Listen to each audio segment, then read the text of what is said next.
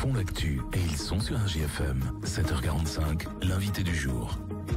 Merci d'être avec nous en ce mardi matin sur RJFM. On vous l'accorde, c'est sans doute pas le moment que vous attendez le plus de l'année, c'est clair, mais depuis jeudi dernier, il est possible de faire votre déclaration de revenus 2024 en ligne. Le moment des hésitations, peut-être pour certains d'entre vous, des questionnements sur quelle case je dois cocher ou non. On va essayer d'y voir plus clair avec notre invité ce matin, Sylvain M. Bonjour. Bonjour. Vous êtes le directeur départemental des finances publiques de l'Allier pour nous parler donc de cette campagne 2025 de déclaration des revenus 2024, puisque c'est de cela dont il est question.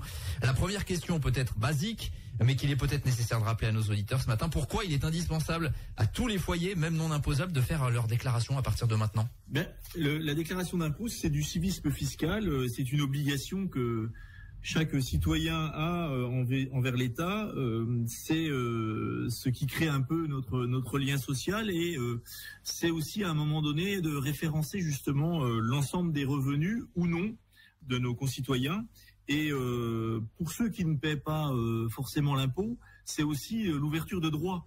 Et donc c'est pour ça que même si on n'est pas imposable, le fait de faire une déclaration peut être ensuite un document, un avis d'imposition, de non-imposition qui permet d'accéder à des droits. Et donc c'est pour ça que la totalité de la population est concernée par cette déclaration. On sait qu'en plus la démarche elle est facilitée depuis quelques années puisque la direction des finances publiques encourage évidemment à faire cette déclaration en ligne. Où est-ce qu'on en est aujourd'hui? Est-ce que le papier dans un département un peu vieillissant, peut-être comme le nôtre, un peu plus rural également, a encore sa place? Est-ce qu'il y a encore pas mal de foyers fiscaux qui déclarent via la déclaration papier? Alors oui, il y a encore beaucoup de foyers fiscaux qui utilisent la déclaration papier. Mais cette année, on a justement une nouveauté à ce propos. On envoyait des déclarations papier aux gens qui le sollicitaient, même si ceux-ci ensuite faisaient une déclaration en ligne.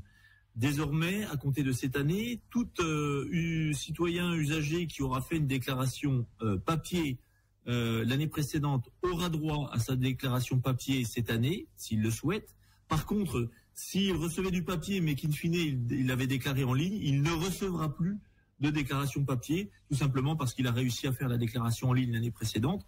C'est une disposition qui va nous permettre d'éviter d'envoyer à tort ou sans franchement grand intérêt du papier à beaucoup d'usagers. À l'image, au niveau de la nation, simplement pour vous ayez un ordre de grandeur, c'est 16 millions de déclarations qui ont été envoyées. C'est l'équivalent de 10 tours Eiffel, pour finalement une proportion bien moindre de déclarations in fine papier. Dans l'Allier, c'est des déclarations qui sont adressées à 35 000 déclarations fiscales papier in fine ont été faites l'année dernière.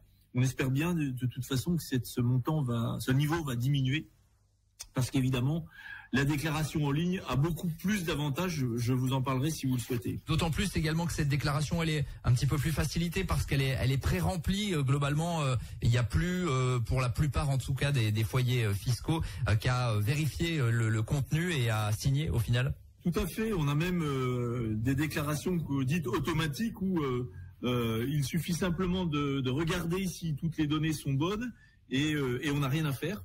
Et on n'a pas elle sera automatiquement validée si tout correspond. Mais il faut évidemment aller regarder sur le site impôt.gouv sa déclaration pour être sûr que les données, les chiffres qui ont été transmis à l'administration fiscale sont les bons. Donc c'est vraiment faciliter l'impôt. Moi j'ai l'habitude de dire que on peut pas vous faire aimer l'impôt. Par contre, on peut au moins vous le rendre le plus facile possible. Et donc c'est un petit peu ce que permet la déclaration en ligne. C'est simple, c'est aussi intéressant parce que il y a une vraie souplesse, notamment en cas d'erreur, puisque vous pouvez corriger la déclaration au-delà de la date limite de dépôt. La date limite est fixée au 22 mai, mais si quelques jours plus tard ou voire quelques semaines vous vous rendez compte d'une erreur ou vous voulez rajouter quelque chose, forcément la déclaration en ligne est encore ouverte et vous pouvez le faire, ce qui n'est pas le cas de la déclaration papier qui a été déposée dans une boîte aux lettres.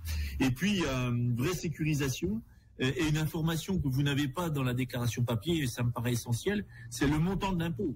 À l'issue de votre déclaration en ligne, vous le connaissez immédiatement. ce qui n'est pas le cas de la déclaration papier. Alors la nouveauté principale de cette campagne 2025, c'est l'application automatique du taux individualisé pour les couples mariés ou pacsés, ce qui veut dire que on prend en compte finalement la différence entre l'homme et la femme. Il y a souvent des inégalités de salaire aussi entre les deux. Le but c'est que justement ça permette de gommer un petit peu tout ça. Tout à fait, c'est une initiative d'une députée qui s'appelle Marie-Pierre Rixin qui souhaitait que on puisse être prélevé à la hauteur de son revenu individuel et non pas du revenu du foyer. Et effectivement, souvent, et donc ça c'est une donnée statistique, les revenus dans le foyer sont plus importants pour l'homme que pour la femme. Et en appliquant le taux moyen, on va dire, du foyer, la femme se voyait en fait appliquer un taux d'imposition supérieur à ses revenus.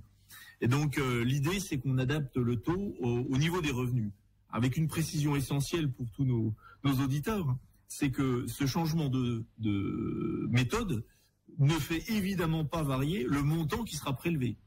Et donc ce changement de taux va s'opérer au mois de septembre. Donc sur la rémunération du mois de septembre, il y aura ce nouveau taux. Donc les salariés vont voir leur rémunération évoluer à la hausse ou à la baisse au moment de la paye de fin septembre. Ça c'est, vous me le confirmez, donc l'évolution majeure. Il y en a quelques autres également.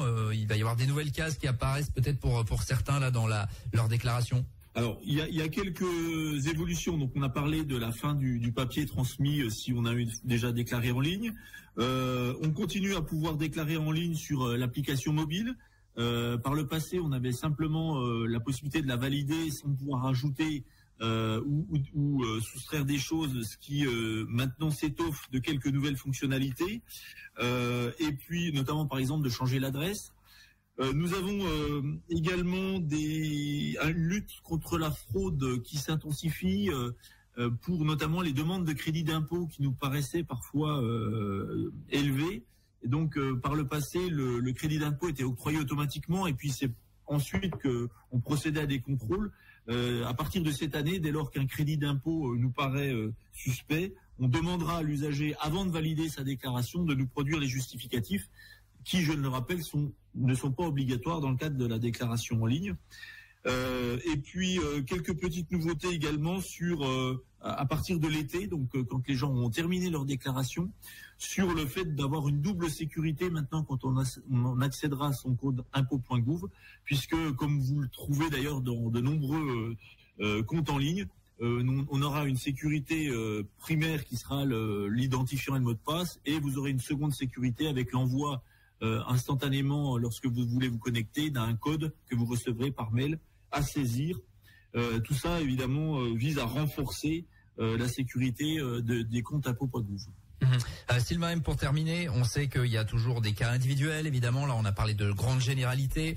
Si les personnes qui nous écoutent ont, comme c'est souvent le cas chaque année, des doutes, savoir quelle case il faut cocher, je vais y arriver, quelle case il ne faut pas cocher, il y a possibilité, évidemment, d'avoir des renseignements. Il y a différents biais pour avoir de l'aide. Tout à fait. Et la première possibilité que je pense est la plus simple et la plus rapide, c'est d'appeler le 0809 401 401. C'est un numéro, je précise, gratuit, bien entendu, qui est un numéro d'assistance nationale qui est ouvert du lundi au vendredi de 8h30 à 19h, donc sur des plages assez larges.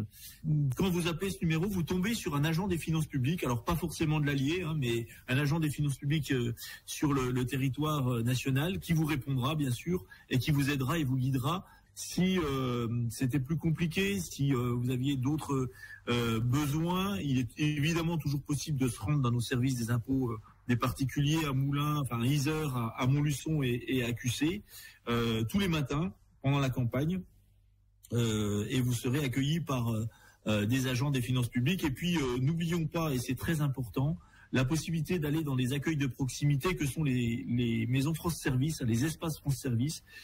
Tous les animateurs sont d'ailleurs aujourd'hui formés pour pouvoir répondre aux questions les plus simples. Et puis nous tiendrons également, les agents des finances publiques, des permanences dans chaque espace France Service. Donc si vous souhaitez rencontrer quelqu'un sans vous déplacer jusque dans les grandes agglomérations, vous pourrez aller dans tous les espaces France Service pour un rendez-vous que vous devrez prendre au préalable auprès des animateurs et rencontrer un agent des finances publiques qui vous accompagnera dans vos démarches. Maison France Service dans le secteur de Montluçon, à Marcillat, à Vallon, à Uriel, à Montmarault, à Condalier, à Commentry. On vous invite évidemment à retrouver toutes ces infos sur Internet. L'an passé, on conclura en disant que 52% des foyers étaient imposables dans l'Allier et que donc ce sont un peu plus de 200 000 foyers fiscaux du département qui vont pouvoir désormais faire leur déclaration. On rappelle pour terminer, Sylvain M, les dates limites pour faire cette déclaration. Pour les déclarations papier, c'est le 20 mai.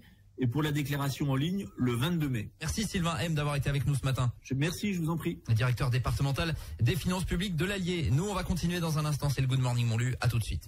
Tous les matins, 7h45, l'invité du jour en direct sur RJFM. Retrouvez l'invité du jour en podcast sur rjfm.net et l'appli RJFM. Mais aussi en replay vidéo sur YouTube et Facebook. RJFM.